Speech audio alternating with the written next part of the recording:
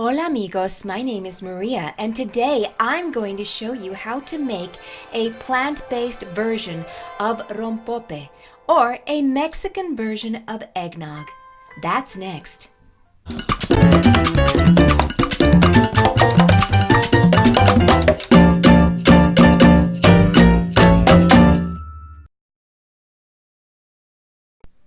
For those of you who are new to my channel, I like showing you how to make healthy plant-based versions of Latino treats.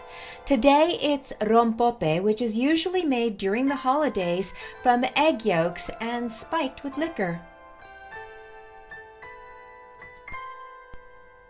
Rompope has an eggy flavor because of the egg yolk, but I have to say that tofu does that quite well as a substitute.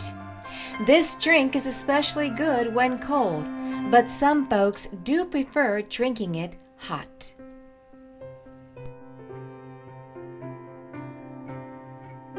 This is a great drink to make for the holidays, and I hope you try it out.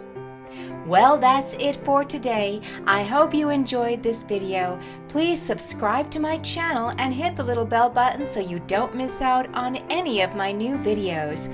I'll be back soon with another delicious recipe. Hasta luego!